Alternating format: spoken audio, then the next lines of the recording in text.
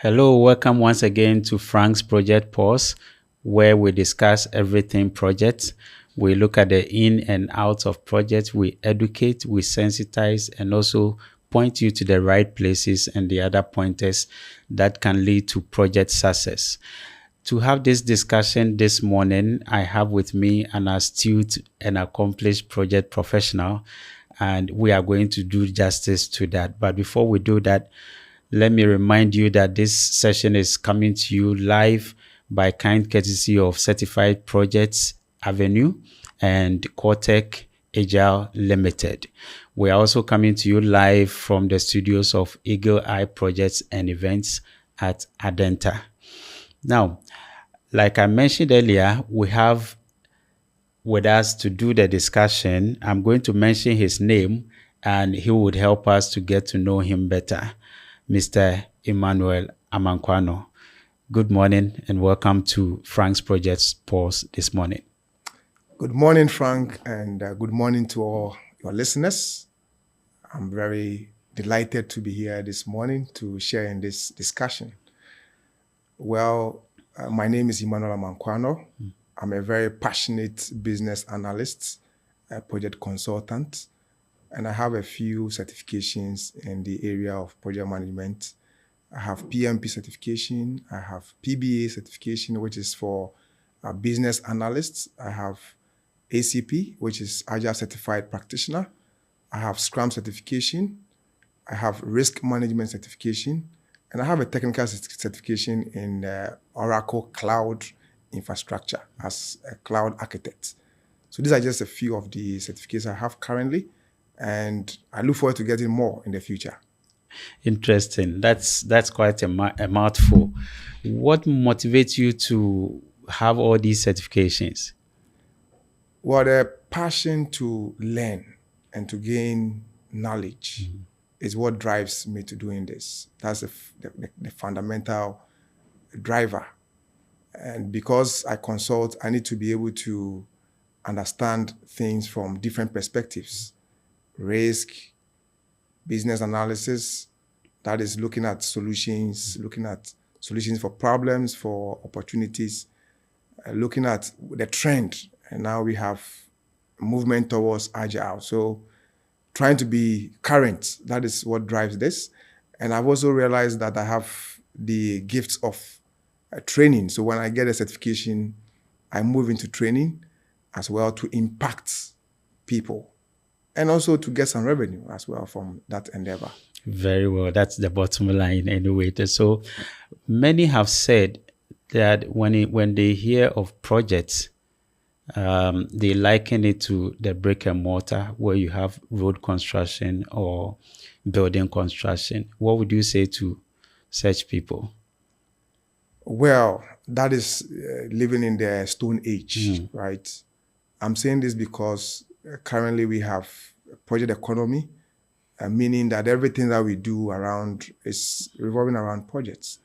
So whether it's a personal project, it's an organizational project, yes, these are projects. And I have been able to handle projects not in construction, in diverse industries, in the agriculture, in transportation, in the pharmaceutical, in banking and finance, and also in the telecom industry. So you can see that it's not only in construction. I don't even have construction experience. Very well. It really defeats that assertion that has been held by many.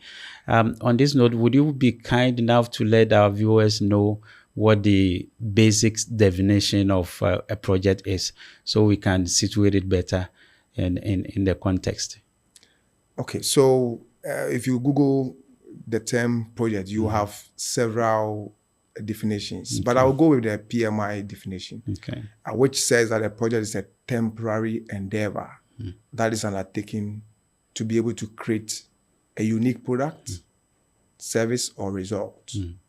So we have a number of items in there. So we have the nature of temporality. That means that you have a beginning, you have an end. Then you have an endeavor that comes with activities that must be carried out to be able to achieve a result. So we have an end outcome in mind. It could be a product which could be a physical thing like the mobile phone, or it could be a software that is used to provide service to people. So it is not only about something physical, like in the construction where you have a house, Right. you have roads. No, not only that. It could also even be a document.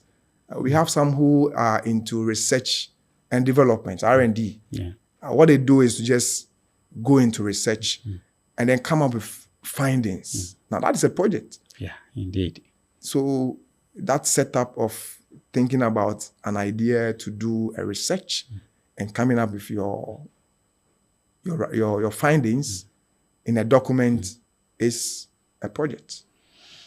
Well, so in that case, you would agree with me then that project management, as we have known it to be a profession, is no more just a profession, but it has become a skill that every individual would need, irrespective of the industry within which they apply their trade. In this case, would you advise somebody in the, say, military or a nurse or a medical doctor to take the project management course or any of the certifications? Would you advise that? Yes, I will, and for a number of reasons. We have had even doctors attend some of our trainings. Why? They are leading projects in the medical field. And this project that they lead could be things coming from how to be able to take care of patients better, how to improve organizational processes. So process improvement. And anywhere we have processes, for example, even the military, there are processes for doing things. So how do we even improve as a military organization? What is our tactics? How do we even improve? So coming up with a way to improve how we do things and making sure that that goal is achieved can be only attained through effective project management.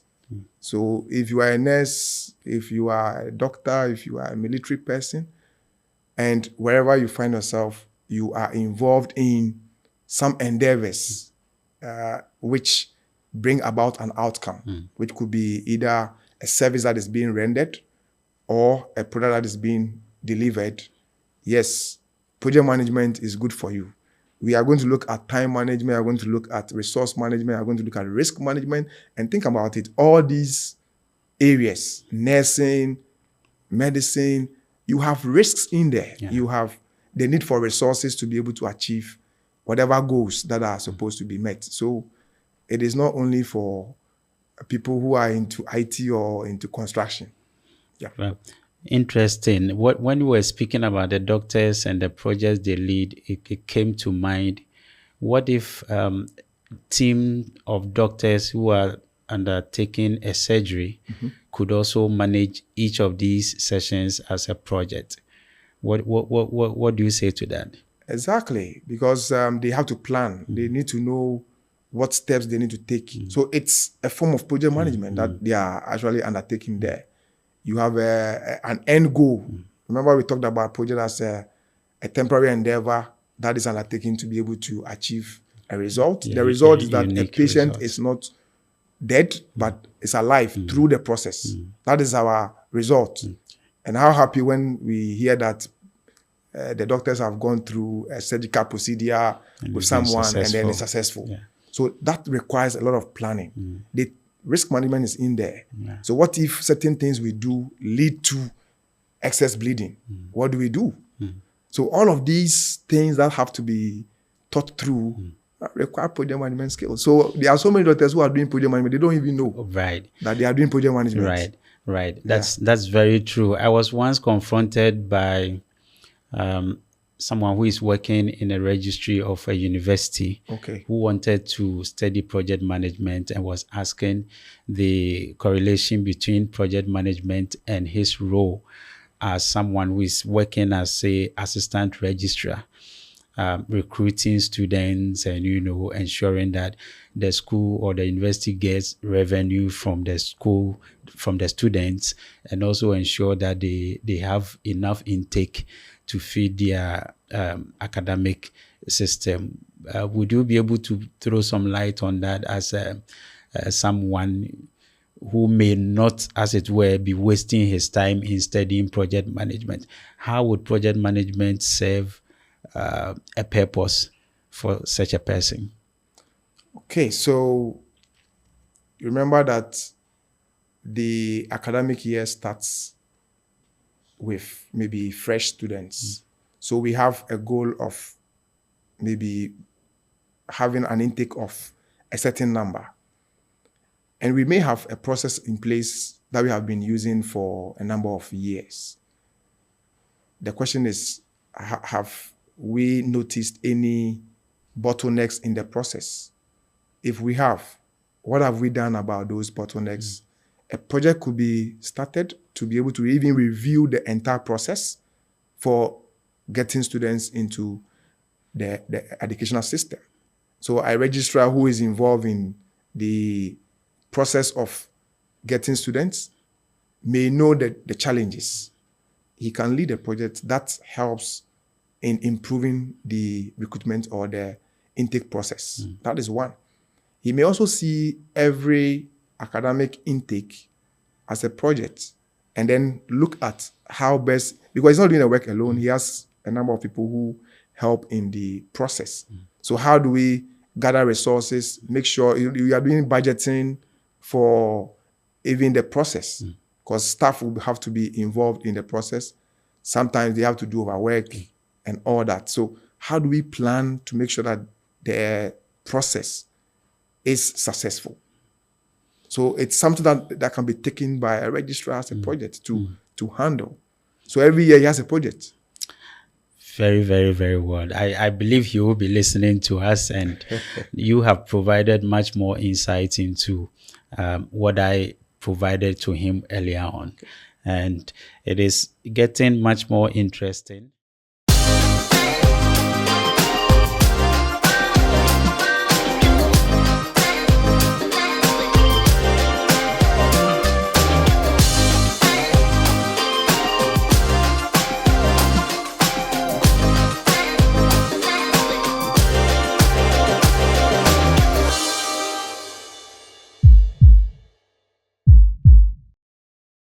Hello, viewers. Welcome back. And the discussion continues. It's been interesting so far.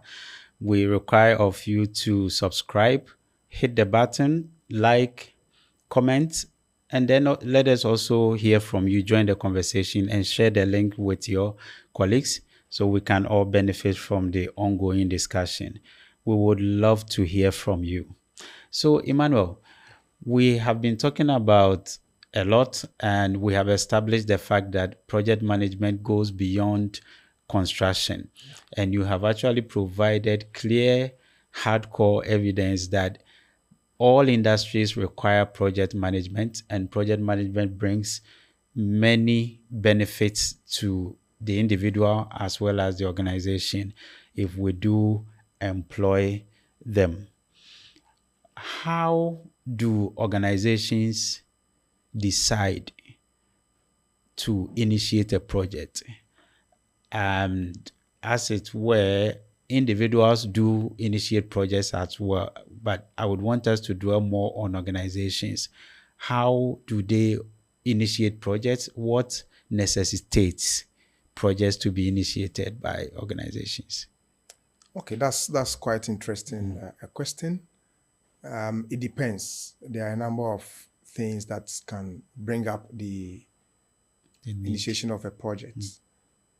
I would say it's basically ideas that generate projects or give birth to projects.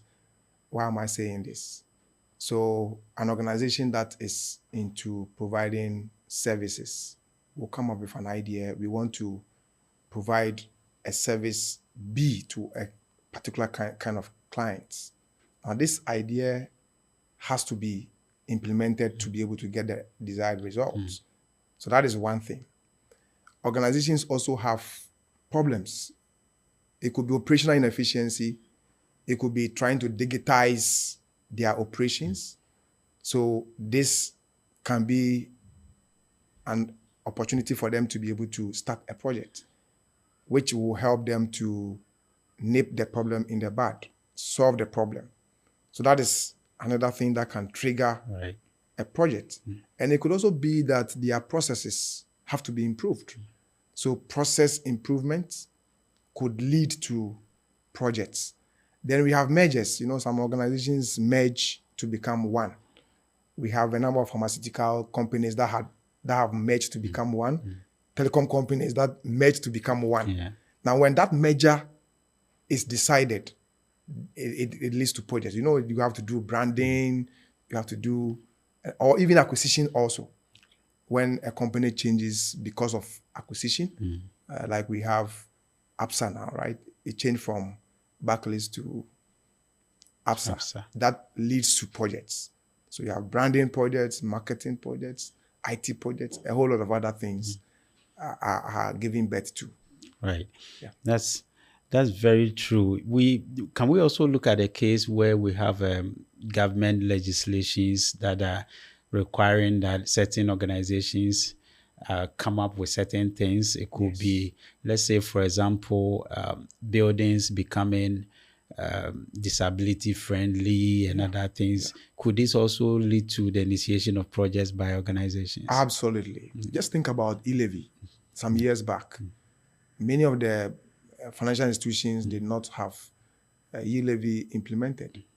But then when the government said that I want to take e-levy, so give me that money, all the financial institutions had to implement a project that allows them to be able to collect that e-levy and then give to the government. So government legislation, it could be an institution like the Bank of Ghana, or it could even be NCA, right, National Communication Authority, coming up with a legislation which has been approved, and then it's binding for all the players in the industry to follow, and then they have to start projects to accomplish that. That's very true. Yeah. Then we have also seen situations where, out of competition, the market is demanding that you live up to certain expectations, and in order for you not to lose out on the competition, you may have to initiate some projects in order to stay competitive. That's very true. Yeah. Very true. And also, sometimes, like you mentioned, the market, it can change. When COVID hit, many alcoholic beverage manufacturing companies decided to change, right? They decided to veer into producing hand sanitizers. Right. They didn't have that in mind maybe as a plan, but because of the need in the market, they changed to that. That's a project that they started. So the market dynamics can also force organizations to embark on projects. Great. Yeah. That reminds me of PMI, Project Management Institute's definition for the project economy, which says that the way by which ideas are turned to reality. Yes. So whatever we see around us today were once ideas in other people's heads. Yeah. So it was only through projects that these ideas were turned into reality. Yes. Now, we have frameworks, methodologies when it comes to the management of projects.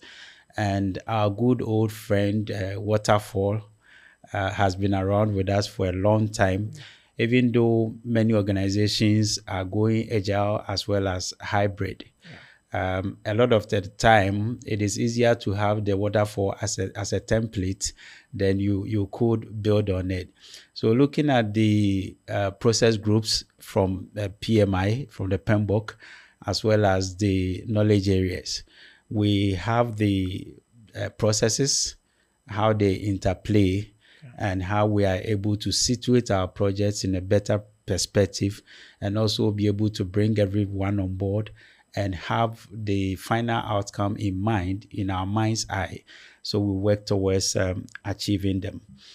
Organizations set objectives for each of their projects. And before they do that, during the initiating phase, what are some of the things that go on there in order to have a better foundation for the project? Okay, so every organization is different, but we have like we mentioned, basic or templates that we can use for this. So during the initiation phase of a project, the idea that we mentioned earlier is actually evaluated. We look at what is the return on investment of this idea.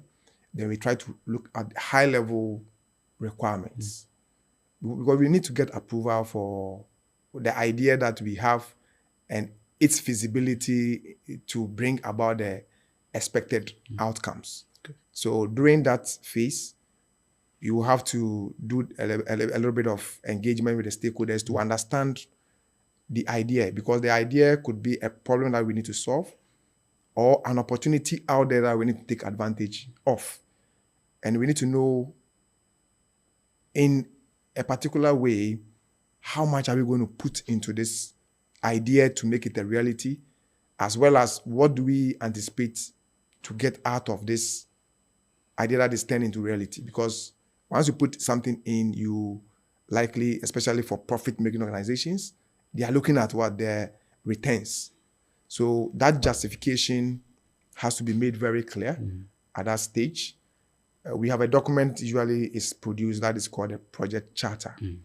Now, this project charter is the document that articulates all of this that we have just mentioned. So, for example, the high-level scope. What are we doing? Okay. Why are we doing it? So those questions have to be answered. What are we doing? Why are we doing it? Who is going to do it? When is it going to be done? So these are some of the questions that we need to ask ourselves. And then the how is also very important. If you have an idea, how do you get it to reality, like you mentioned, to be able to bring about something that is of benefit to the organization and its stakeholders. So these are just a few of the things that will be done during the initiation stage. Right. And somebody has to approve that document. A sponsor has to approve it. Right. So from what you are saying, it means that it is not all ideas that are mooted that are able to see the light of day based on the business case, documentation, among others. If the return on investments, among other criteria, are not convincing enough, it means that they can be shut down even from its inception. Exactly. That's very true, because organizations want to make sure that whatever they are investing brings value. So if, ideas can come in many forms. And in an organization, for example, you will have different departments with different needs. Not even just needs. Some are wants. And some of the wants, the organization may not be able to fund those wants. So they will look at assessing all those ideas to be sure which one of them is feasible in terms of their finance, even the timing as well. Do they have enough time to be able to implement? Do we have the resources? Sometimes you want to look at all of this before an idea is actually selected for project. So it's true. Some ideas are short because it could be we don't have enough money, or we are not seeing the benefits that this idea is going to bring to a larger group. Maybe it's going to benefit only a small group of people, but not the entire organization. So why do we have to embark on such an endeavor? So these are some of the reasons. But of course, some of the benefits are not quantitative. They may be qualitative in the sense that you cannot put some specific amount of money to it. If you are improving people's well-being, like you mentioned about a disability, you are making an environment friendly for people who are disabled. What benefit is it going to bring you? But remember, it is making people realize that the organization thinks about people. So that's branding. So you improve your brand image, which is intangible. Your reputation. Your reputation, yes. So these are some of the things that will be considered, not only the figures and the amounts. Right. You are so right. When you listen to advertisements from some organizations, they sometimes, fuse in some of these things to let you know that we do these things. Exactly. We value such and such things from people, and they use that to as a competitive edge over their competitors. Now, you've brought us to a point where we are looking at resources. Resources are infinite. I mean, nobody has resources sitting down idle and in excess. So organizations are usually faced with situations where they have competing needs. In such a situation, what are some of the criteria that the organization may consider in selecting priority projects over the others? Okay, so the competing needs could be one. It could even be, like you mentioned, the resources. We may not have enough skilled personnel in the organization to be able to run all the projects. So we have 7 projects, but then with the departments we have, we cannot take all of them on the 7 projects at the same time. So then we have to prioritize which of these projects we should do first, maybe this quarter or this fiscal year, and then shelve the other ones or put them for next year or the next coming years. So competing needs with regards to resources can drive this kind of agenda. Then we also look at the risks involved. So if we realize that this is very risky and the returns are very high, but the failure rate is also very high, we may not want to take such a course, especially for organizations that are risk averse, right? They wouldn't want to go into such a project. They would want one that's easier and risk-friendly, so to speak, so that they can be able to embark on them. Okay. Then also we look at time. Maybe a project that we would have to deliver a particular product is time-bound.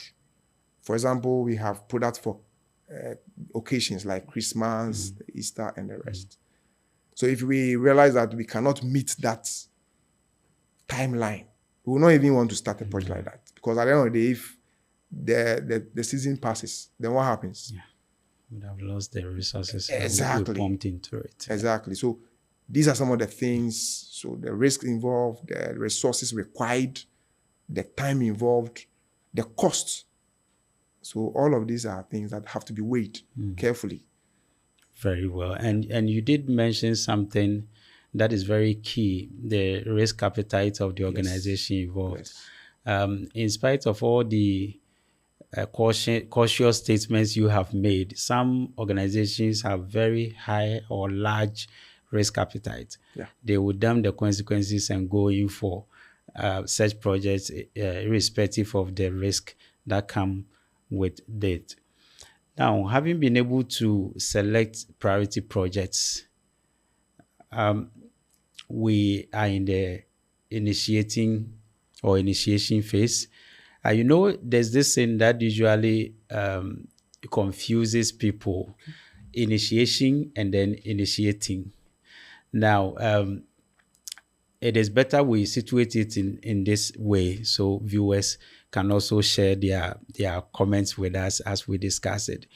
When it comes to looking at project life cycle or phases, that's where we usually have the TION, initiation, and then execution. Those are the words that usually change. But when it comes to the rest, planning remains planning. But when it comes to the process groups, they are doing words, so they come with ing. So you would have, instead of initiation, you have initiating. Yeah. Then execution, you have executing. Yeah. But the rest will remain. And then closing, instead of closure, you have closing. Yeah. So when we are talking about process groups, you'll be hearing the initiating instead of initiation. Then when you are talking about the phases, you'll be hearing the initiation and the execution and others.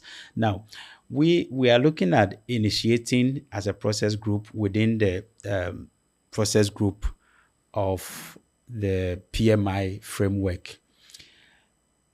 You mentioned project charter as one of the processes that we do have during the initiating process group. You also have the stakeholder identification, which, as it were, should happen as early as possible during the life of the project. Yeah. We have seen several challenges on projects, and you would trace the root cause to failure to do proper stakeholder identification or a faulty stakeholder identification regime. Why is it so important that right after the project charter, among the benefits of the project charter that you mentioned earlier on, you also have the fact that it authorizes the project manager, or it gives the authority to the project manager to be able to apply funds to the project. Why is it so important that you have stakeholder identification coming second among the 49 processes, only after the signing of project charter? Why is it so important? Okay, so I think even stakeholder identification is something that you do throughout the course of the project. Exactly. Because you need to know who the sponsor is. It's a key stakeholder. And we develop solutions or we embark on projects to serve people or to provide a need. So who are the beneficiaries? They are very important, right? Just imagine a road construction in your neighborhood. The people in the neighborhood are part of your stakeholders.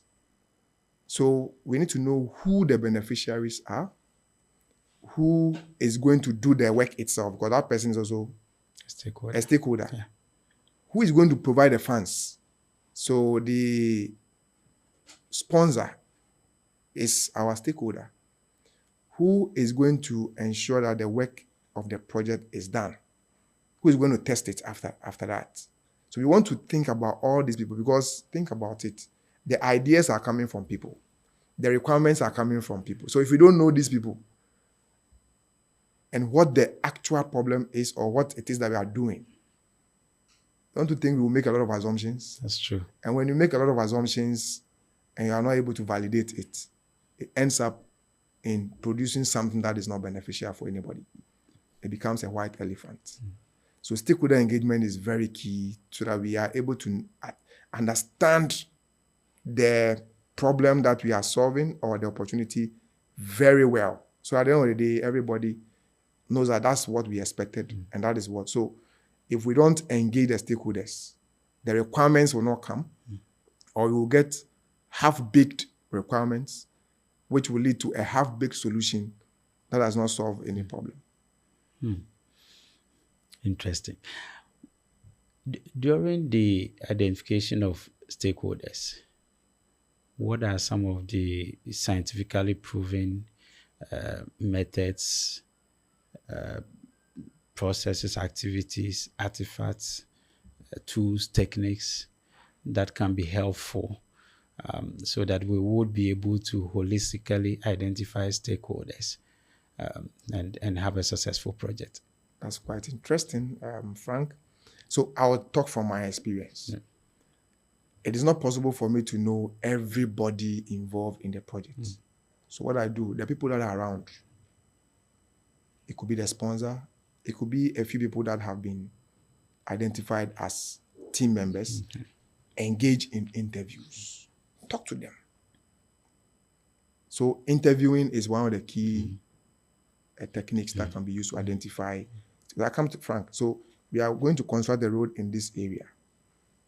Which people in this area are we supposed to be able to engage? So there's a king somewhere here.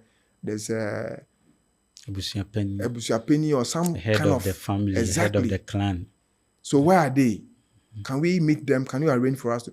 So we need to. So interviewing, I like that a lot. So once I interview the people, I get to know who are going to be involved in the process. So interviewing is one. Okay. Now, another thing we can also do is to read documentation about the project. Okay. Because every project comes with some document. It could be that it was a proposal that was submitted and a request for proposal, and a contractor actually bid for or sent in a proposal. So you can know from those project documents or prior to the project, the documents that exist, you can go and analyze those documents. Then you know. So this construction project is being done by Consa, is being done by Guaro Gavani or whatever it is. Those people or that company becomes part of your stakeholders. So you can read a bit about that company, how they work, because they may be coming with people with different culture. So having to be able to learn a bit about them gives you the leverage to be able to engage them better. So at least these two techniques, right? Document analysis, where you go into existing documentation to know a bit about the project, the beneficiaries, and also interviewing those that currently you know, so that you can expand on the base. And it's something that you have to do on a regular basis. Yeah. Because think about it, stakeholders will come, some will leave. Yeah. So on a continuous basis, you need to be checking, and you can document that in your stakeholder register. You can have a register. In school, we have registers, right? Yes. So as a project manager, I need to have a register of my stakeholders. As they come in, as they go, I need to know and put a proper status to it. So that's just a brief of how we can do. And to get them engaged, you can do calls. So some will require that you send them emails. You can send them emails. Some, it could be having meetings. So every meeting that we hold, I have to find out if my team members have identified somebody new that we need to be engaging. Because I cannot know it all as a project manager. Yeah. So that's one of the things that we can do. Wow. Right. So it then brings to mind identifying the stakeholders alone does not end or does not bring success. Whilst you've been able to identify them through interviews, like you mentioned, you can also have some form of brainstorming with your team, as well as with those you have already identified, and then you expand your stakeholder base. You rightly mentioned stakeholders register. Yeah. In that register, you would want to go ahead and have a classification of the stakeholders. How does the proper stakeholder classification help in knowing how to properly engage your stakeholders? Okay. Let me ask you a question, Frank. Yeah. Do you engage your subordinates the same way you engage your superiors? No. So it means that when you have a superior, there's a way you deal with that person. That's correct. And when you have a subordinate, there's a way you deal with them. That's right. It's the same way as well. So when you classify your stakeholders, you determine an appropriate strategy to engage them. So if it's somebody who is high power with high influence, the approach is different. But somebody with low power, low interest, or low influence, that you are not going to ignore that person. But you're not going to spend so much of your time engaging that individual. You see the point? So looking at the classification helps. It doesn't mean that you are stereotyping anybody. It is about your effort that you are supposed to put in to make sure that those stakeholders help in the project success. So you are not ignoring anybody, but then you have to make sure that for those who are key, the approach is an ongoing one. So you are engaging them on an ongoing basis. One, it could be that they are politically powerful. Good. So they can cause the project to fail to some extent. So you need to find a way to manage their expectations better. Some could be very interested, but they don't have any power. Now, if somebody is very interested and he doesn't have any power, all you have to do is to just keep them informed. They are happy to know what is happening on the project. So once you give them such information, they are happy. So that's how you engage that person who is just somebody who wants to know what is happening. You will not be going to give them information about high-level stuff and engaging them on no. But those people who are powerful and influential, you have to manage them closely. That's very true. You know, the way you are talking about it comes out as a very laborious task. And I see the reason why a lot of project leaders who want to shy away and we just do a megaphone announcement and call it stakeholder engagement, leading to a woefully failed project. You did indicate that when it comes to the identification, you are not stereotyping anyone. But I have also come across as an important aspect of it. You do not make the stakeholder register accessible to everyone because it's not everybody who would be happy with the way you have classified them. But to you, you have a scientifically proven reason why you have classified them as such. You did also mention that the stakeholder identification is not a one-off process, that it keeps going throughout the life of the project. It also stands to reason that the stakeholder register would keep on, you would have to keep on updating it. What are some of the reasons why you would have to keep on updating the stakeholder register? I mean, it is a document we have identified, we have classified. It should stay there as it is. Well, you see, circumstances change.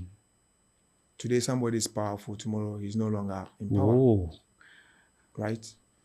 Again, somebody you thought did not have much influence now has much influence because his party is in power. Things have changed. Things have changed. So if you don't update it and you are still managing it the way you thought it to be, you'll be surprised. You see the point? So it is very important that you keep updating per the current situation of your stakeholders. A stakeholder may have left the organization, no need to engage the person. So if you have a proper document which is updated, then you don't want to engage somebody who is already out of the organization. Yes. So updating it regularly will help you to know who is to be engaged and even how to engage the individual and what the state of affairs is for now, so that you know a proper strategy to engage. So it's not a static document. It's fluid. That is very insightful. Now, you look at this situation where you have mega projects, larger projects with well-established infrastructure for taking care of some of these things. If you juxtapose that on the smaller projects that we see around who do not have infrastructure in place to take care of some of these things, how do you think in their own small way they would be able to still do this appropriately to inure to the benefits of the project and all other stakeholders? Well, so I think whether small or big organization, we need to invest in project management. And it starts with developing the mindset of building capacity. Because if you have people who have the capacity to lead projects, whether it's small, medium, or big, the project will succeed. So the skills have to be acquired. It's an investment that has to be made. Some people don't want to make that investment. Some people want to just use technical people who know the technical job, manage the projects, and sometimes they lack people management skills. And project management, for me, is heavily people management. So if somebody is technically good, but people-wise, he has a problem, definitely the project can fail. But if you have somebody who is very good people management skills, he has good people management skills, and you have the people in place, you can manage your way through to get the project successful. So capacity building is one of the things that they have to think about. And it doesn't take much to build capacity in project management. These are very insightful comments and statements coming from you. And these are ready to use statements. Once you hear these and you put them to practice, you don't need to turn anything into any other thing. You can easily apply them and the results will be there for you to That's see. right. But now you do have situations where the stakeholder, like you mentioned earlier on the power interest grid, where the person has very high power as well as very high interest. Then you have others who are very high power yet very low interest, Yeah. and vice versa. You have all these, and then you do your classification, you keep going, you keep updating, and all right. We have situations where projects have been completed, yet the end users do not want to use the product of the project. Would you say these are results of poor stakeholder engagement? Yes, to some extent. Of course, not all the Not time, entirely okay. yeah, but to some extent. And we have examples in our part of the world. I remember in some part of the northern part of Ghana, an organization embarked on building, constructing boreholes for some communities. That project was successfully done, but the people did not use it. Okay. Do you know why? No. Okay. So they didn't engage the people very well. They assumed that because they go to the river, Yeah. that place is not a safe place to have Okay. safe drinking water. But there was a reason why they allowed the children to go that long distance to go and fetch water. Okay. And that was the time that the man and the woman in the house will have time for each other. Oh, And people also go that long distance, and during their walking, they are chatting they and catch up. talking and doing all the gossips. That's when the gossips happen. So bringing it closer to home means that will be cut, right? There will be no long travels. Daddy and mommy will not be able to have enough time at home. And the interesting. concern and the gossips will not go on. So the people say, this is going to change our life. No, no way. So done properly, but it's not being used. And I was shocked when I went to Niger. Just imagine a whole train system. Can you imagine the millions of dollars that have gone into, Yeah. and nobody's using it? I was surprised. I asked, so why are they not using the train system? So when they started, the train was killing people here and there. So they decided to stop it. I was shocked. Why? So was there no proper sensitization of the people? I didn't understand, but I didn't go further to find out. Maybe it was done and it didn't go where I didn't know. But you can see that sometimes some of these things happen because we don't engage the people enough. And it's not about what you want to give to the people, but are the people ready for it? Because they are your stakeholders. The people who are going to use the beneficiaries, they are your stakeholders. Do they like it? So if you don't engage them and say, this is what I want to give to you, they may not take it. So engage them. That's going to help. Okay. Yeah. Right. This is very, very interesting because we've been seeing some of these things happening and we have not been able to decode what the reasons might have been. And so this is very, very insightful and coming in handy. At this point, viewers, we will take a short commercial break. We'll take a message from our sponsors. We'll be right back.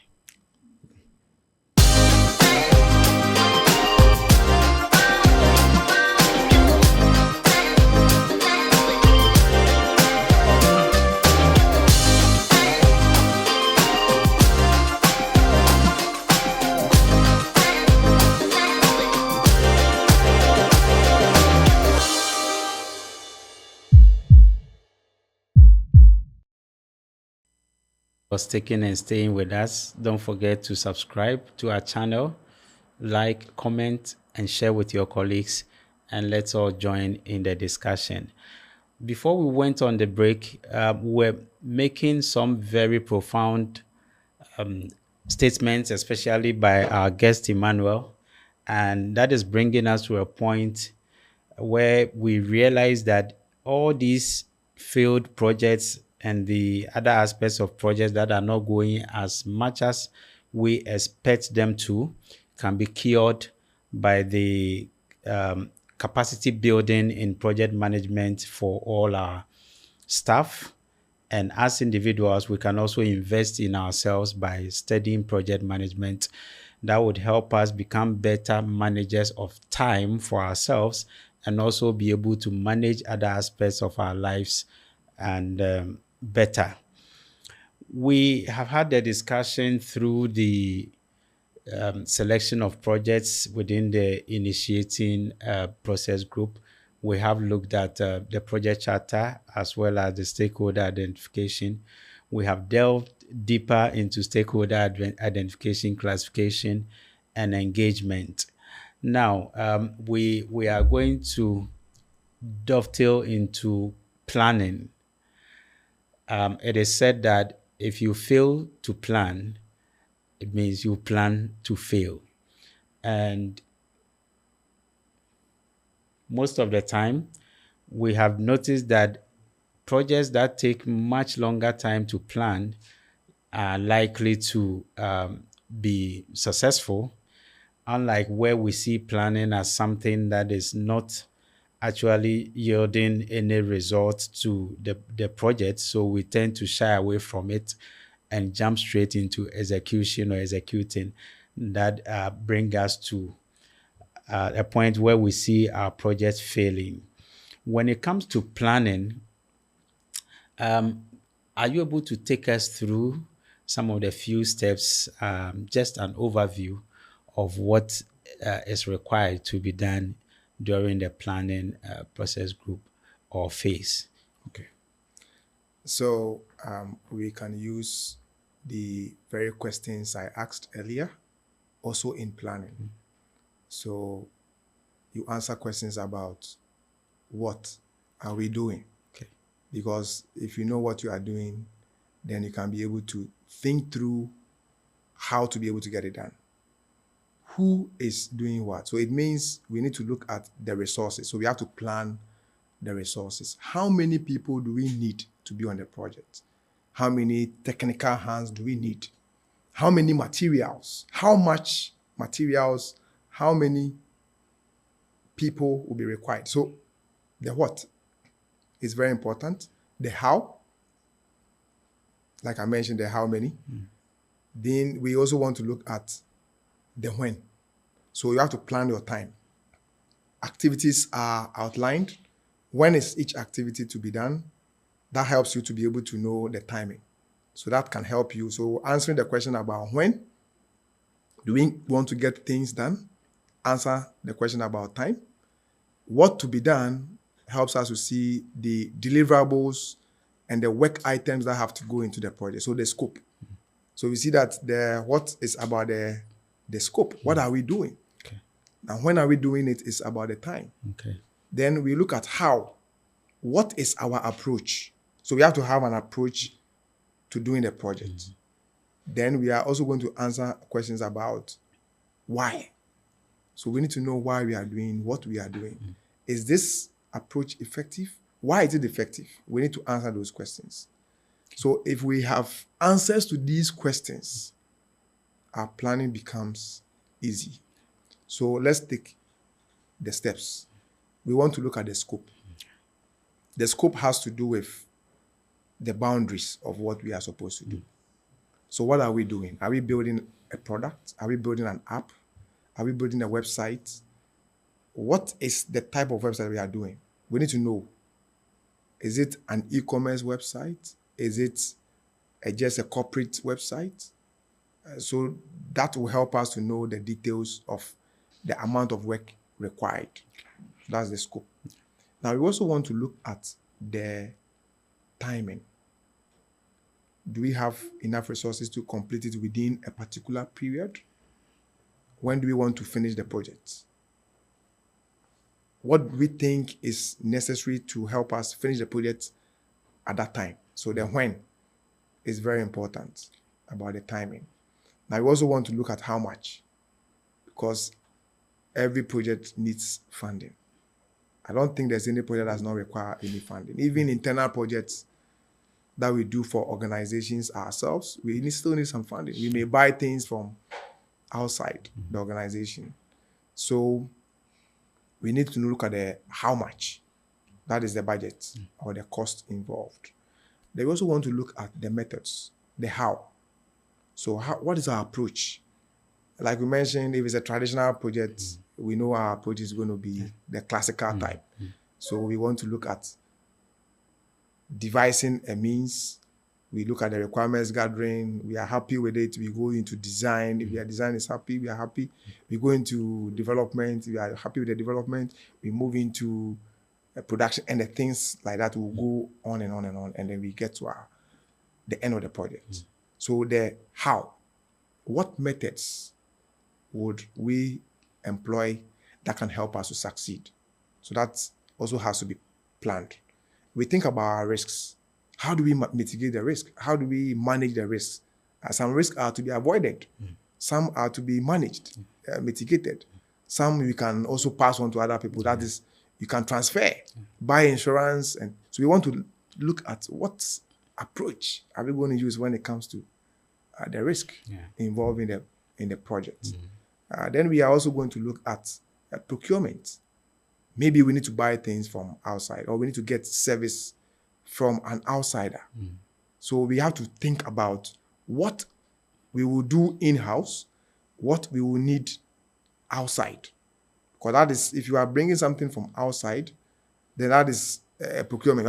You are procuring. You are getting service or acquiring service from outside. And therefore, you have to plan even where to get that item from, who is going to provide it, and all the associated risks. So at least you are thinking about the project from how you want it to go step by step to the end, and that is planning. So those questions are very key. Right. It appears planning takes a chunk of the time when it comes to projects. Having decided on your approach, among other things, I want us to zoom in on scope, particularly. How can one, having received the scope statements, among other details, gathered your requirements and all that, how can one be able to properly determine the four walls of the project and also use same to prevent the entrance of other aspects of the scope that were not initially baselined or agreed upon? Is there any particular tool or technique that you would want to speak about, and how can that be done? Okay. So this is more about creating the boundary. For projects, what happens is that people have expectations, and all expectations cannot be met. So some expectations we have to let go. Now, what happens is that it requires a lot of stakeholder engagement.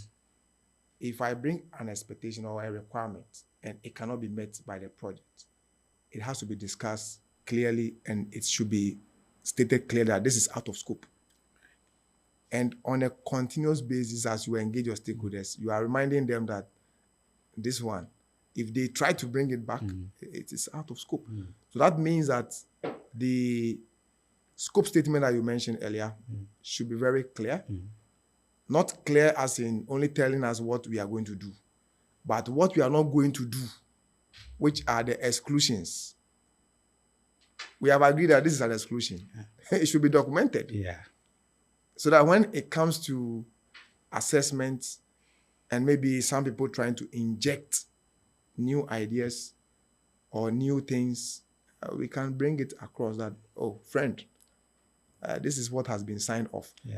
You see, we don't want to prevent changes, but then we have to make sure that people are aligned. And that alignment comes when you have what is documented, that this is a boundary. So you, the project manager, myself, knowing the boundary will help me not to bring something that is not supposed to be done. But that is a huge work because sometimes some people can use political influence to let something that is not agreed upon to enter. So we have to also be diplomatic. We want to be friendly but firm.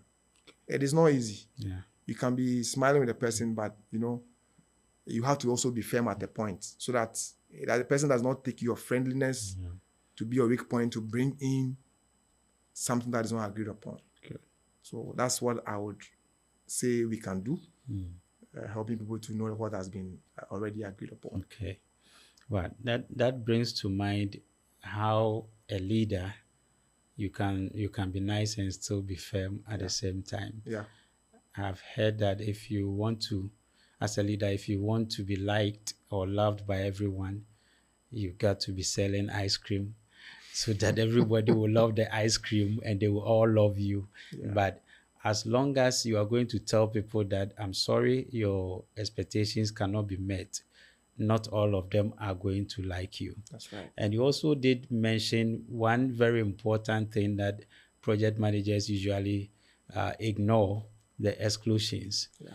And a lot of people believe that once they have given you the project description, that is enough. But it also leaves much to be desired in such a way that other stakeholders are also they also have their liberty to assume Yeah. that even though you have written this, I expect that once it is a hospital, it must have a helipad at the top. Even though it is not part of the statement, Exactly. yes. Yeah. But if you utilize the exclusions Yeah. and you state clearly that the hospital does not have a helipad, the hospital does not include this and that, the budget does not include the equipment of the hospital, that makes it easier for everybody to understand. When it comes to the scope, how does the WBS help us in properly defining and articulating the scope of the project? Okay, so for the benefit of our listeners, we need to know what a WBS is. Great. So WBS is work breakdown structure. Just think about it. You are breaking down the work to make it appear hierarchical. So, for example, if it's a building, at the top is the building. Down you have foundation work, you have block work, you have woodwork, you have plumbing work, you have what again? Roofing, eh? Roofing, Yes, roofing. services. Exactly. And under each of these, you also want to have a breakdown of the work. So, for example, foundation work, you have excavation work, you have concrete work.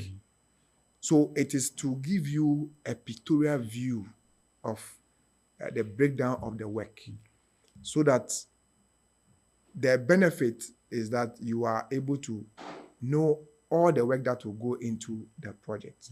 And if, for example, you need to get a third party, you can just pick one of the items. So roofing, go to Dortmund.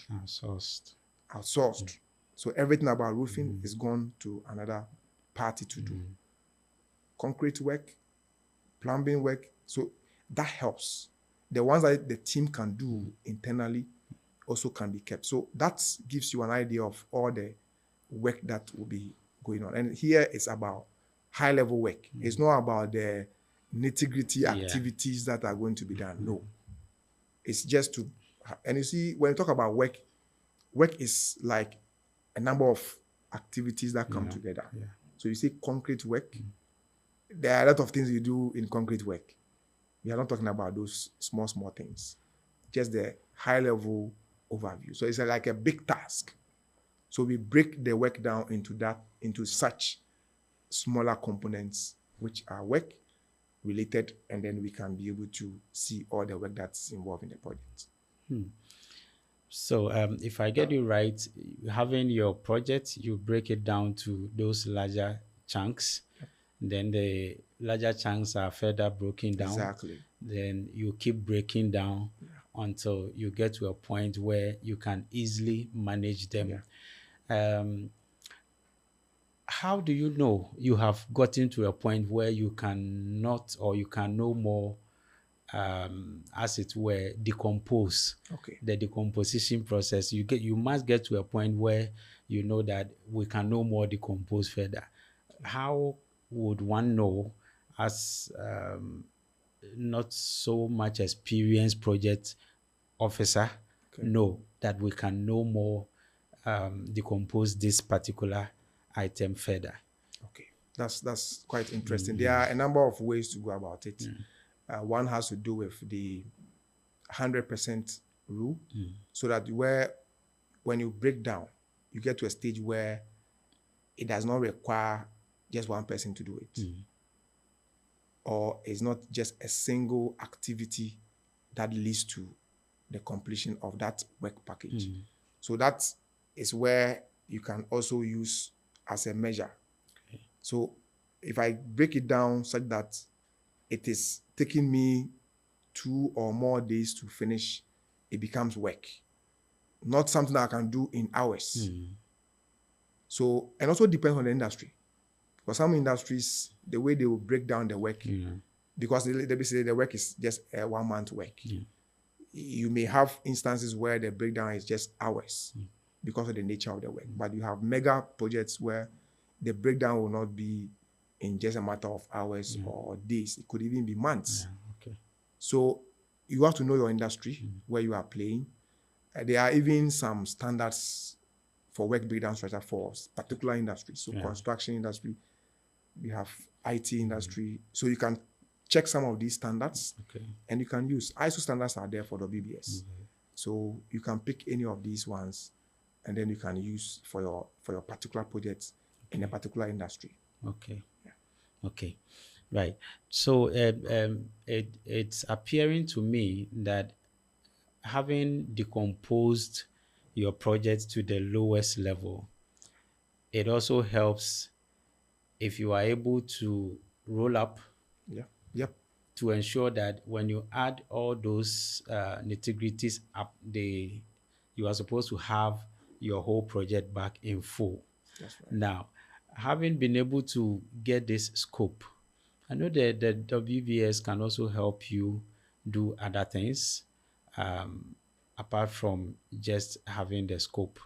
It can also help Yeah. you in Yeah. building other things. Can you throw some Yes, more that's light right. on that? So even if you want to know the amount, Yeah. if you want to even look at the cost of the project, Yeah. because you have the work broken down, just imagine if you're able to cost each breakdown, then what happens is that if you roll it up, you get your budget. Great. So the WBS gives you that opportunity to determine the cost of the project. Yeah. And again, also helps you to know the resources. Because now that you have the work, you will know what number of people will be required, what material type and amount will be required to complete that particular work item. And if you add them up, you now have your Number of resources. resources. Then also, if you look at it, the interrelationship among the work packages, they would tell you maybe there are some risk factors here and there that you need to take care of. Which one should be done first? Which work you can't do block work when there's no foundation, or Exactly. so it helps you to Yeah. so that if one work is dependent on another and that dependency is delayed, you know the repercussion on the entire project. So that is another benefit of this WBS. Okay. That's very insightful. When it comes to the identification of risk, I think the WBS stands to the same one for identification of risk. We have the RBS, risk breakdown structure, amongst other things. And the WBS is one of the tools that can help a project manager to eliminate a lot of the bottlenecks that we do usually face. When it comes to scope management, a lot of the time it becomes difficult for the project manager because the stakeholders are coming in with their expectations and their requirements that were not in the scope baseline, as it were.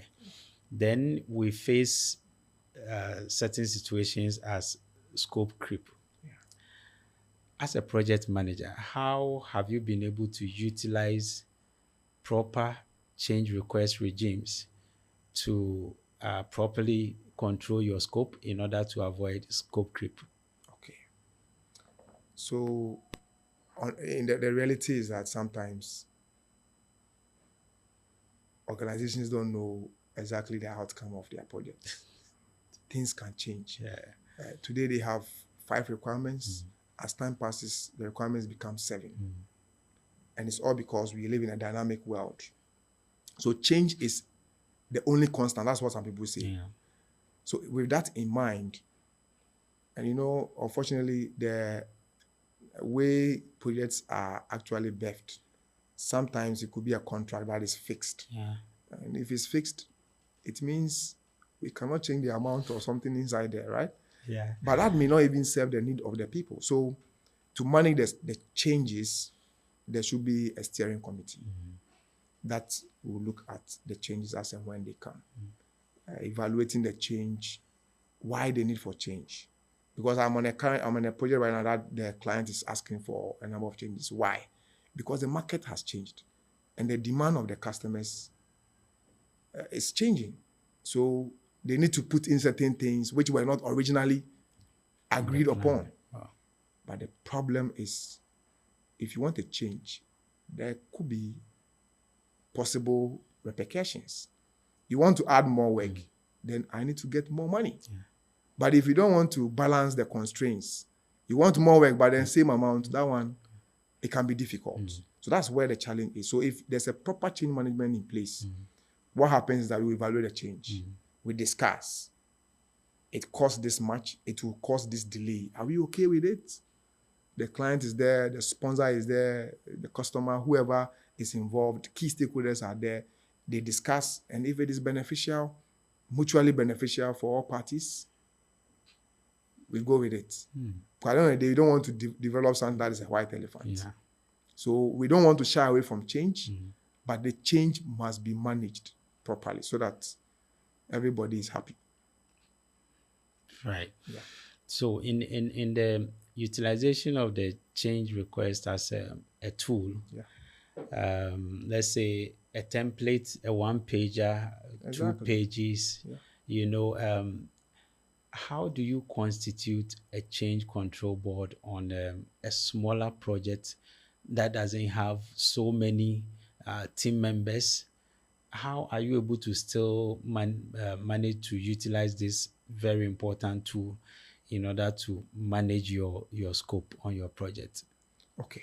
So what has been my practice is that sometimes the change come in maybe verbal conversations or maybe an email. So it's not very formal. Yeah. Right.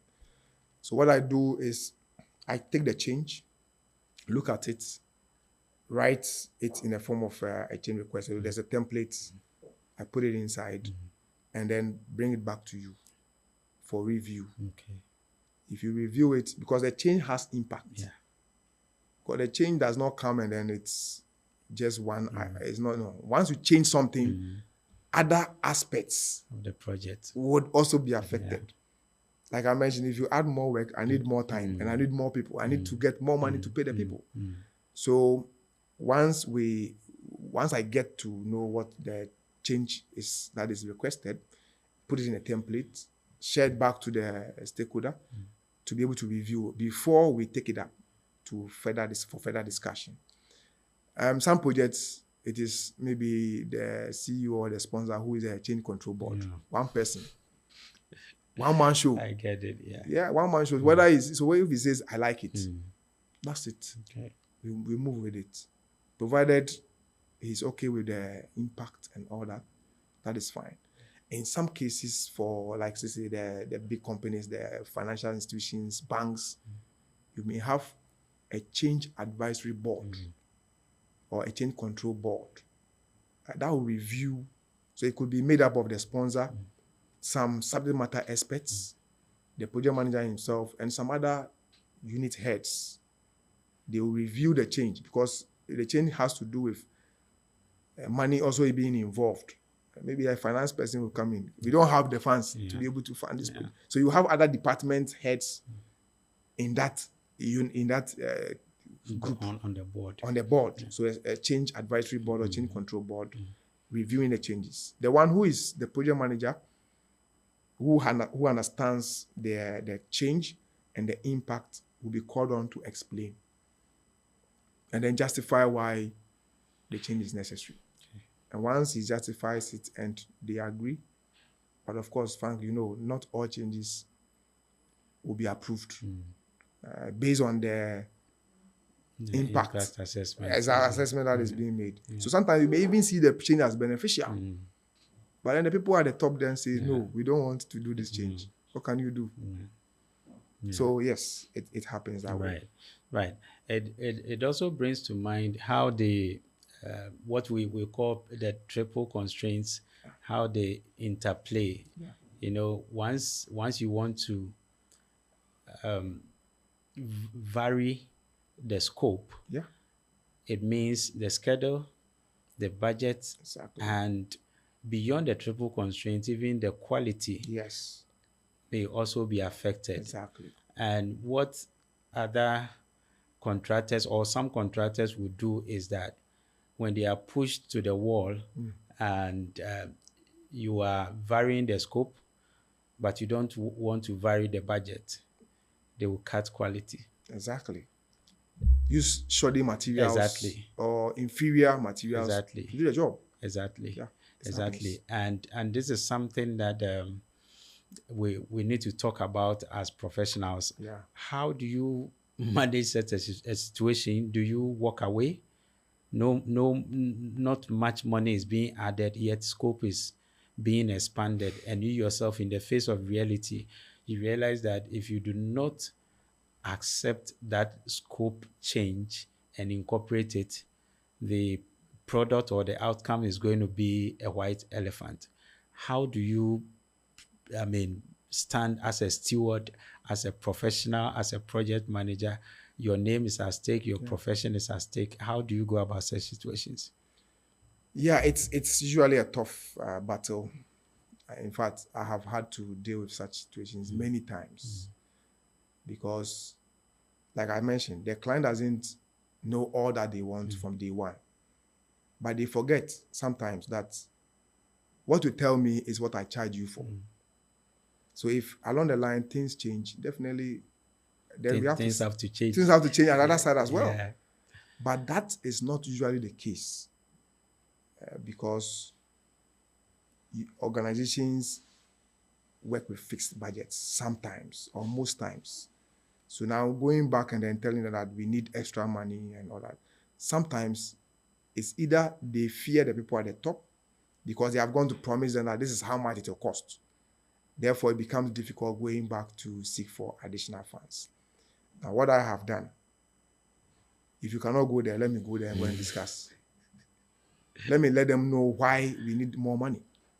Because I have to give you convincing evidence. We started from here, this is how much it was, and then things have changed. The benefit is ABCD. We don't want to back off.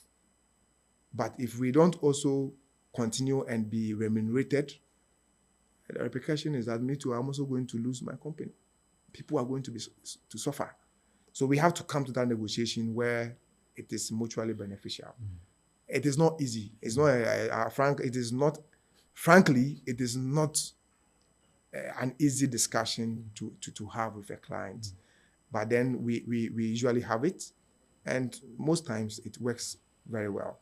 What happens is that then they look at, okay, because of our financial challenge, they may trade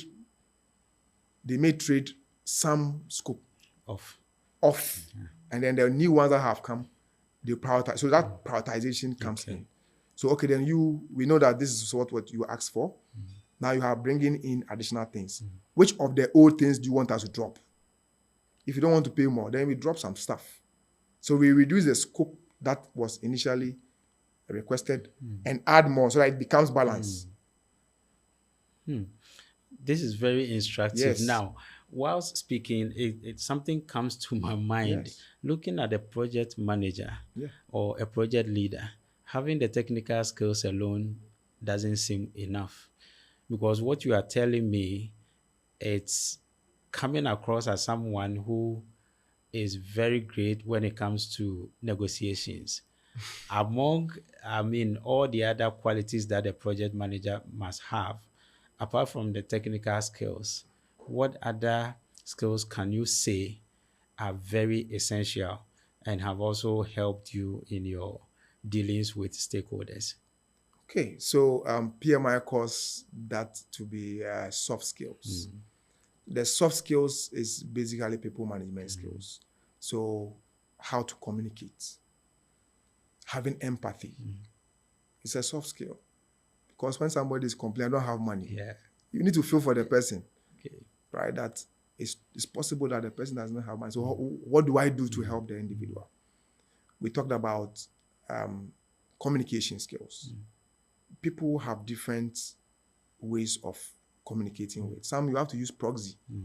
So learning some of these skills, effective communication skills, effective people management skills, listening skills. So this is a listening skill. Communication is listening skill is part of communication.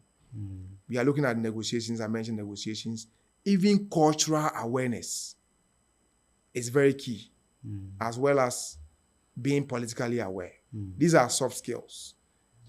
We may not be taught these things as a hardcore subject, but we need to learn them.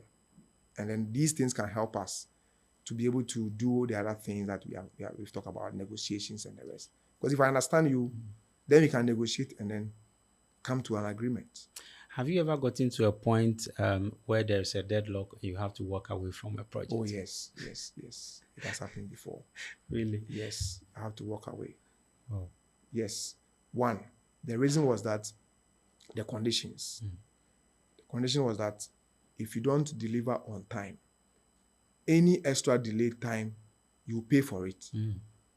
That's tough. That's tough because I don't know what will happen in the Yeah. future. So if you give me that tight, and they say I will be paying for it, and I can foresee that there's a likelihood of things going extra, and you're not going to allow that. It's better I just back off. I lose whatever opportunity that is going to bring to manage that risk. So I have had to, in fact, away. yes, walk away on some of that such projects. Wow. What do you think should have been the best way to go about it from the client's point of view? Just to also allow for room, maybe extra time. Because this instance I mentioned, looking at the projects, I suggested it should be 1 year. But they are insistent because of political reasons to make it 8 months. So I can see that this project cannot finish in 8 months. It's not possible. Because in the past, we have even had instances where they say a project will take 6 months and it ends up 2 years. Yes. So you are telling me something I think I can do in 1 month, 1 year. You say I should do it in 8 months. That's tough. Okay. And I'm going to pay for any delay. Yeah. Post that. I get you, but maybe when we get into schedule management, we will look at some of these techniques that maybe could have been suggested or could have been employed. But that is the reality on the grounds. And sometimes when you realize that your reputation is at stake, Exactly. it's better to walk away and save your integrity. Exactly. And then also the profession or the professional association that you belong to might come at you if you happen to misconduct yourself. You even though the condition being given is unreasonable, yet because of the benefit you accept it, and then you find yourself in a very hot soup. That's right. That can affect your integrity as a professional. Now we're looking at the scope and the scope creep. We have looked at the benefits of the change control board or advisory board, like you mentioned. From your explanation or submission, what I understand is that after the assessment of the impact, the change request could either be accepted, Yep. approved, or accepted, approved, or denied. That's right. It may also be deferred Yeah. to a later date. Now, once this is done, how are you able to bring every stakeholder on board the change control and the change request? Let's take, for example, you have the minister involved, Okay.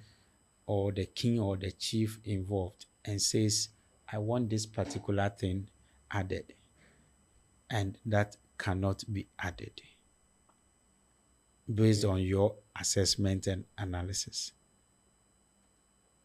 Yeah. What is the best way to handle such a situation? Somebody like the minister of state in charge of that sector, or the king or the chief of that community. What's the best way to go about discussing this with this key stakeholder? Good. So I think people need to be heard. They have made their requests, and people need to be respected. Everybody's view should be respected. Even if you think that it cannot be done, the respect is very important. And when people feel respected, their inclination to really give in is higher. So it could be the minister, it could be the king, it could be somebody in power. Effective communication. So I need to really understand why the person feels strongly to add their request, the new thing that they wanted. I need to understand, because they may have a reason. So I need to engage. So that's where stakeholder engagement still comes in here. Engage.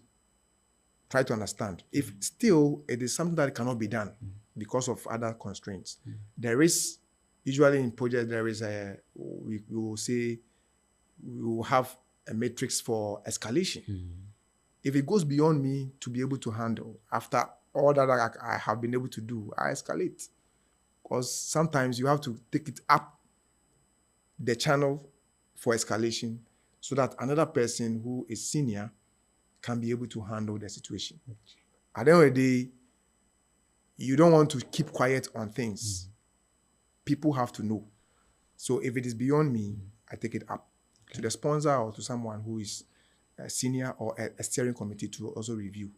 Because that is a way to go with regards to hierarchy. Because the person is talking because he feels he's at the top. He holds the power. Exactly. So you also have to make sure you channel it to those people who can match the fire that is coming.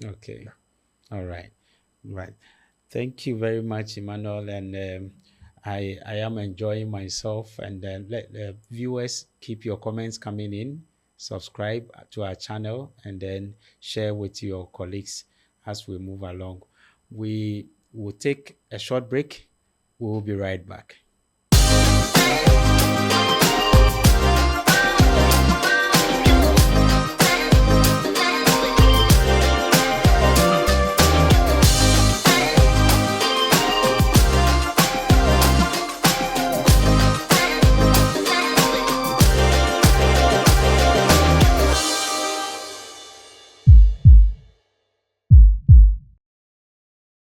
Welcome back, viewers. I'm still here with Emmanuel, and we are continuing the conversation. Before we left off, Emmanuel was telling us some of the nitty-gritties that's got to do with scope management, as well as scope creep. We discussed these, but before that, Emmanuel did indicate that there were situations where he had to walk away from negotiations. And I believe that is something that is worth looking into as professionals, Emmanuel. We are here as Frank's Project Pulse to diagnose every kind of ailment on projects. We look at the health of projects. by way of budget, scope, schedule, quality, customer satisfaction, among others. As a professional, in order to keep my integrity intact, what conditions can necessitate me walking away from a negotiation with a client? Well, I think there are difficult situations that sometimes you try your best to deal with, and it's not going in a favorable direction for you because of your reputation, because of your professional ethics. You would have to walk away. So, for example, we are negotiating to be able to come to an agreement. However, the request or the customer is not budging. He wants me to maybe cut the cost, and that will lead to maybe using inferior materials. At the end of the day, when the project is done, some years after, repercussions could be surfacing. My name will be on the line. So in order to protect my integrity, for example, I will turn down such an offer which will lead to doing a shorter job, cutting down the quality of the deliverables just to be able to please a client. So that's one of the things that I wouldn't want to do, to damage my reputation even years after the project is done. Another thing has to do with when we realize that it will go against my company. For example, if we have to bid for a project, we're negotiating the cost, and the client is not ready to be able to come to a mutual agreement, I will just have to walk away, because I also don't want to incur costs that I may not be able to bear. I have staff I'm working with. I need to pay them. So if we are not having enough to be able to pay the staff, then I become a burden. So I have to make sure that I deliver what I have agreed with my employees. And for that matter, if we cannot have a mutual agreement regarding the remuneration, it's not commensurate, definitely I walk away on such projects. Well, interesting. This is something that especially a young and upcoming project manager will find it difficult to come to terms with, because he or she may need an opportunity to enter the market. If such a professional young person comes to you for an advice, what would be your advice to such a person? Well, so it depends. If it is not going to do so much damage, and because you can bear that damage, everybody has risk appetite. So if you have the risk appetite to be able to bear that damage, just to create an opportunity for you in the future, yeah, you can go for it. Honestly, I've done work for people without charge. All because once you are getting, you also want to give back to society. It is part of our professional work to give back to society. But in a case where you can see clear that this person is being adamant, he doesn't want to batch, it's not being reasonable. That's how I put it. It's not being reasonable. Definitely, I will have to walk away. But for a young person, you want to be in the market. You also want to gain experience. When I was also young and up and coming, there are certain things I'll close my eyes because I also want to be in there. So we weigh the options carefully and make a decision that is going to make you, it's very reasonable. Sometimes you have to just bite the bullet. Just be the one who is losing, because you are creating an opportunity that you can leverage later in the future. But currently where I am now, if I see you are not being reasonable, you walk I away. walk away. Great. Because there are other opportunities that I can catch. Exactly. Right. So I'm looking at this in the light of the many projects around the country that are clearly done shortly and that are not able to stand the test of time. We've seen roads that are washed away with just the advent of the rainy season. We've seen buildings that are collapsing, among others. From your earlier submission, would you advise that there should be some form of punitive measures against such contractors? Well, let me talk from a professional point of view. Right. Let me just put that disclaimer there. I'm not against any person, any institution, any organization. It's just about providing professional guidance and suggestions. These are my personal feelings and opinions and suggestions. Right. So no malice. Well, when it comes to some of these projects that have been done shortly, we need to know the causes. Why did they do that? Is it because at some point funds were cut? Because think about it. If I'm supposed to use X amount of money to do work that we have discussed, but then you bring me X minus something, definitely I will have a challenge. Ideally, I should come to you and then tell you the repercussions of what has happened. The fact that you have cut the funds. This is what I can do for you. If you agree, then we move on. But this is the case sometimes that discussion does not hold. Okay. So then people are just left to decide whatever they would want to do with the situation. So possibly we need to know first of all why those things happen. Okay. Sometimes it could even be due to the procurement process. Somebody somewhere is having a 10% or 20% in the deal. Okay. And that is even reducing what can be used for the actual work. So then the shoddy work may be done. It may not be an intentional thing. Not intentional, but the situation or the circumstance made it happen that way. Okay. So we need to look at both sides. Okay. What is society in general doing about it? What are the professionals in there doing? What is government doing? If it's a government project, is government providing the funds that will be required to do the project? Or is the funds cut midway through the project? Definitely that will affect the project. Are the resources being pumped as expected? We need to find out all of these things, and so that we can put it in perspective. Okay. Otherwise, we may blame one side without having the whole picture. Okay. So once we have the whole picture, we'll be able to deduce where the fault is. And truly, if a project manager is not doing his job very well, even PMI has punitive measures. That person's certificate will have to be reviewed. His professional certification have to be reviewed. If he's not going by the ethics, which includes one being, we have the 4 lines of ethics: responsibility, honesty, and the other 2. Then respect.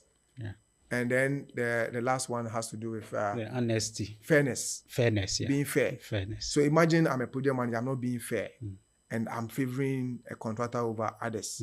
It means I'm not doing what is expected of me as a professional. Okay.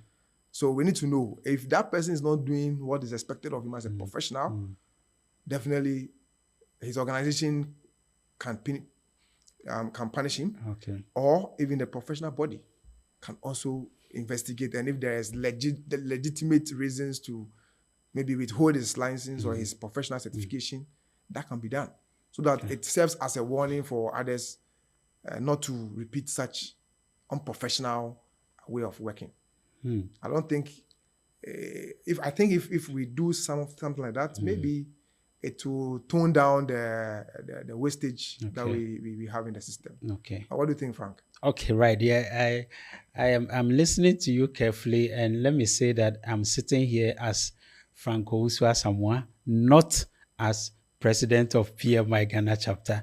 So this view will be my own personal view as a professional, and I do share in your opinion that there must be absolutes. There must be things that nobody should cross, and that anytime anybody crosses, it constitutes a form of misconduct or something that is affront to the set down rules and regulations. I do agree that there must be things that we all know we should not do. And I do believe by the state laws, everybody involved in government as well as the citizenry, including professionals, we know things we are not supposed to do. So these measures are there, but because we have not been applying them big enough, or we have not been applying them at all, that is probably one of the reasons why nobody is scared of doing some of the things that are ongoing. If you ask me, um, some of the projects that we see, I would propose, if you give me the chance, that beyond the fact that we have a signboard with the name of the contractor and everything on it, we should go ahead or beyond that and state on another signboard saying that this road was constructed by so and so on so and so month. So we get there and we check, and it's been just 3 months and the road is deteriorating. The contractor knows that his or her reputation is at stake. Nobody is speaking anything to anyone, but the signpost there and the citizenry who are passing by can check and know, oh, this road is just 3 months. It means this contractor is not good. Once the citizenry begin to talk about it on social media and in our public places, everybody would be cautious of not running their own reputation as well as those of their organizations down. So I do agree. I do agree with you in that regard. Now, going forward, you wanted to hold brief for contractors or professionals who execute shoddy projects. If you are a professional and in the middle of the project is being stifled, no funds are coming in, you have a decision to make between cutting quality and walking away. Which one would you take and why? Okay. Well, so quality, I wouldn't want to compromise. Personally, I wouldn't want to compromise quality because some of these things involve life as well, especially for road like this. If the road is not good, you can imagine the accidents that will occur on the road. So quality is something that I don't want to compromise. If after further discussions and trying to negotiate, there is no way the other party is going to budge. Of course, in contracting, we will have termination clauses. I want to go by the termination clause. 1, to safeguard my reputation. 2, to send a signal to the other party that, look, you can't joke with professionals like that in the future. Next time when you have another person, you have to deal with the person professionally. You don't cut corners and expect that you have the same level of quality or deliverable. So these are the 2 reasons why I would want to just walk away. But that would be based on the terms in our... All things being equal, Yes, the terms all and conditions. the terms and conditions in our contract or in our engagement, the agreement that you have made, and then walk away.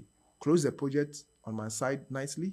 What I have completed as of that time, document everything, the challenges that I have met, and why the need for me to be able to terminate the agreement now will be stated clearly, communicated. So whoever takes over, if they are privy to this information, will also decide for themselves as to how they proceed. Well, that is very well espoused, and it appears that organizations are able to cover their wounds in terms of their failed projects. Many people don't get to hear of them, but because the government, the largest spender, and because we are taxpayers, everybody holds an interest in every state project. We get to see a lot of these failed projects on the side of government. As a professional, what would you propose could be a remedy to some of these failed projects? What can government possibly inject into its policies and laws and acts of parliament whatsoever to make things better at the national level? Well, that's quite interesting. Again, I want to come as a professional and not attack any government or any individual or institution. The first thing has to do with even the people at the top understanding project management. Because we have people in positions who don't understand project management. And sometimes when you want to try to explain things to them, they don't buy into it. Because you tell me to finish the project yesterday. Can you imagine that? I want the thing done yesterday. How is it possible? It means you are putting a certain limitation on what I can do. So, 1, we need to sensitize the people. We need to educate the people at the top before they even approve a project. Once they understand what project management is about, they will be able to approve projects in the right way. So one, education is very important. Not just any education, but education on project management. So people in government at the top level who give the go-ahead for projects to be embarked on should understand project management. That is what one thing I would say should be done. 2, we should have professionals managing state projects. Professionals, not just in certificate manner, because we can have somebody with a certificate, but he does a shoddy job. So people who have the certification, but have proven over time that they are capable of doing the job. That is another thing that can be done. So we don't just give it to somebody who is technically competent, but then lacks project management skills. Because that's how some things are done, right? That, oh, this person is good. He knows how to do ABCD. He's a technically good person, but they give the project to the person, but the person doesn't have project management skills. Because that comes with people management skills, how you manage the people, even how you manage the requirements. Because requirements can be evolving. So your knowledge about requirements management can help. So professionals in this field should be used on state projects, not just anybody.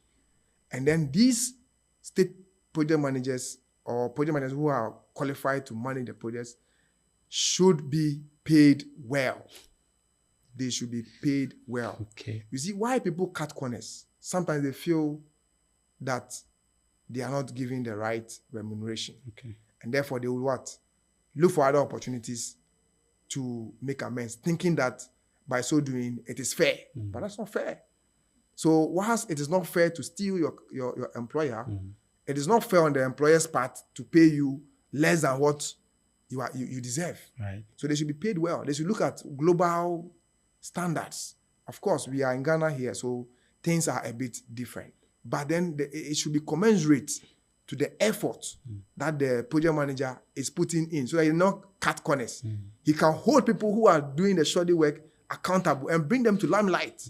Because people will come, try and then give you some bribe or something like that, so just to cut down. Instead of using 10 bags of cement, he says, I will use 8. Let's share the 2. Doesn't work.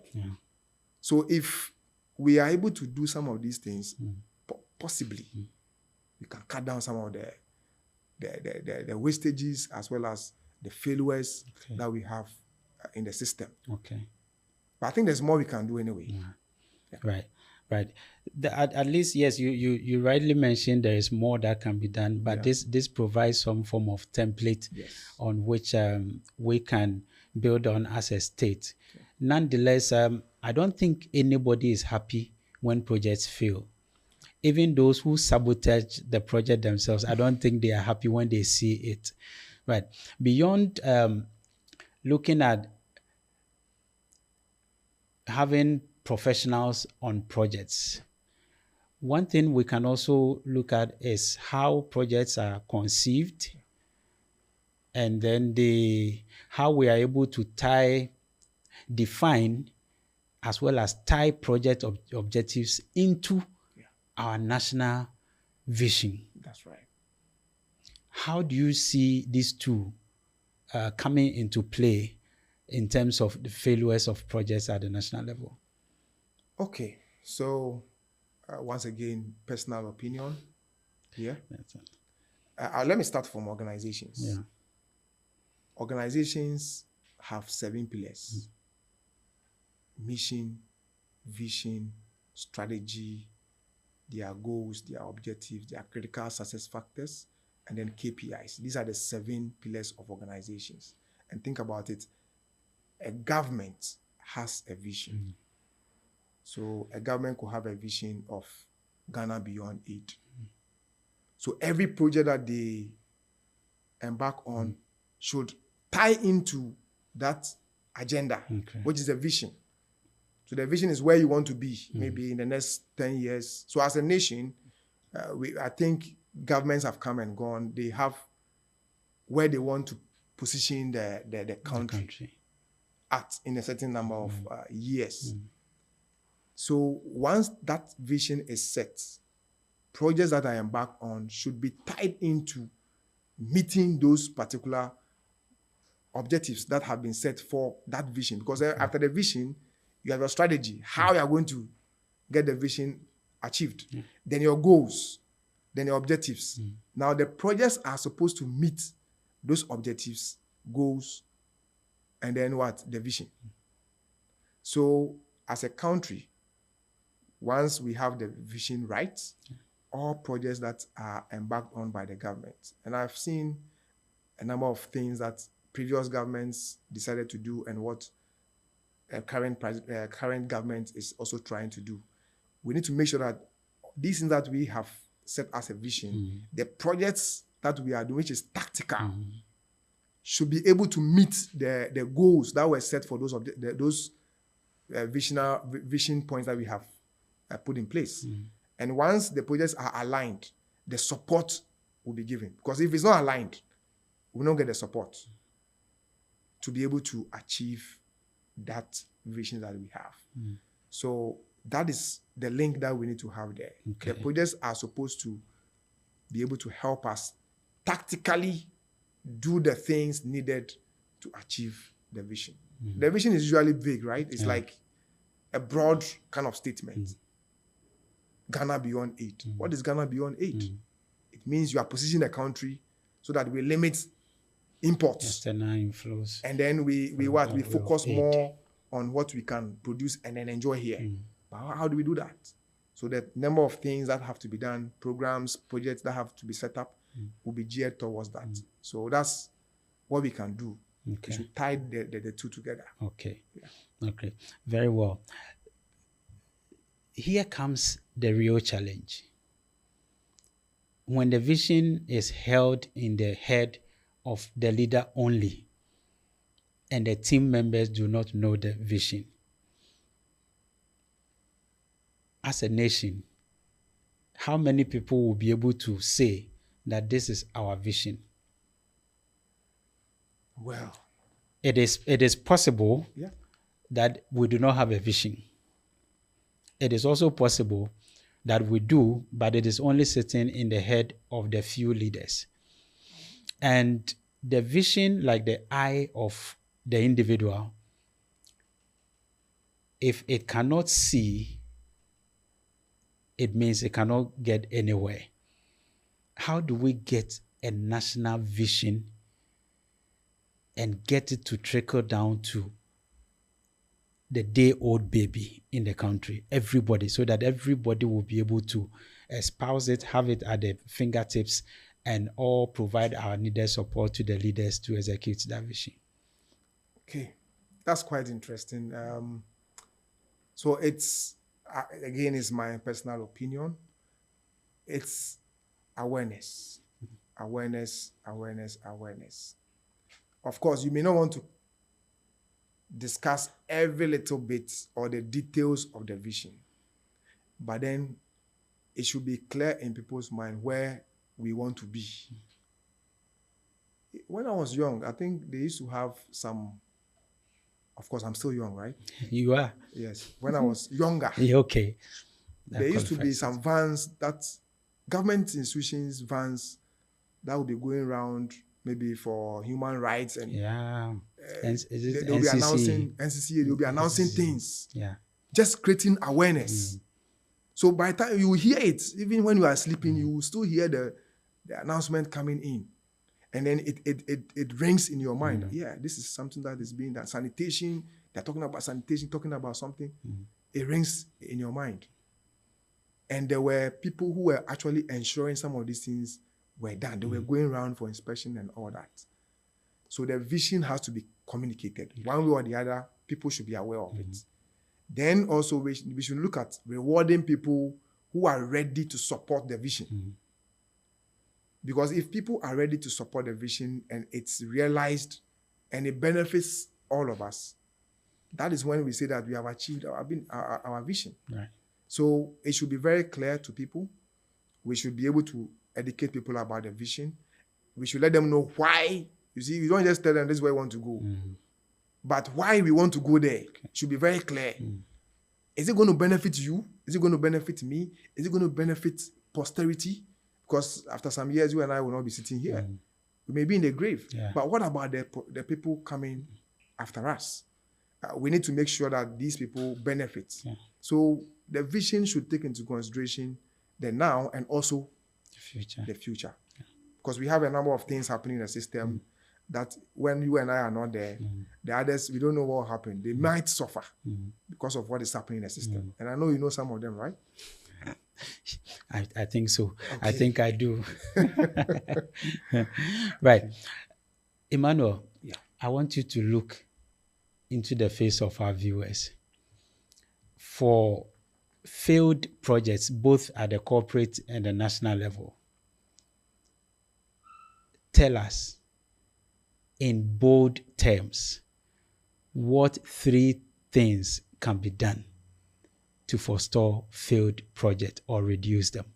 Okay. So, distinguished viewers, again, a disclaimer. I'm talking as a professional. So Frank is asking me to provide 3 things that can be done to forestall and help manage projects better so that we don't have a lot of waste in the system.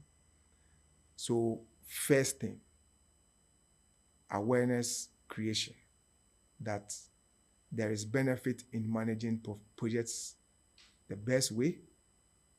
So we need to build capacity so that people are aware of the benefits of effective project management. Thirdly, we want to ensure that once the capacity is built, the needed support to ensure people do what is right is in place. And if they fail to do what is right, there are clear consequences to misconduct so that they will not do things the way they want to do when it comes to project management.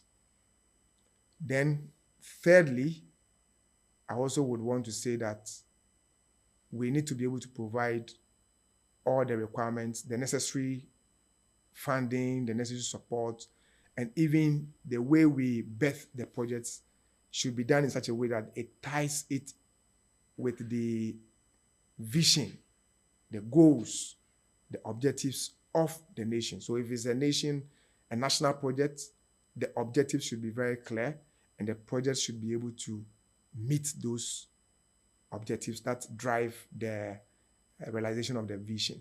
So I think these are just 3 things I will mention, but my key thing is the capacity building. Because when people know what they are supposed to do, it is easier for them to work. And it is more difficult when they are not in the know of what they are supposed to do or how to even do it the best way. So that is what I would say to my distinguished listeners. Thank you, Frank. Thank you very much, Emmanuel. Let me remind you that this is Frank's Project Pause, where we service hot artists. Whatever you have learned here today is easily applicable on all projects. We serve it as practical as possible. This is where we discuss, we learn, we educate ourselves, we also inform and bring to the fore the best, the good, the bad as it pertains to project management. Thank you for sticking and staying with us.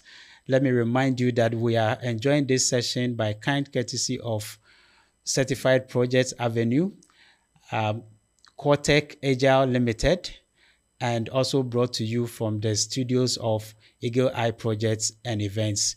Thank you. See you in our next episode.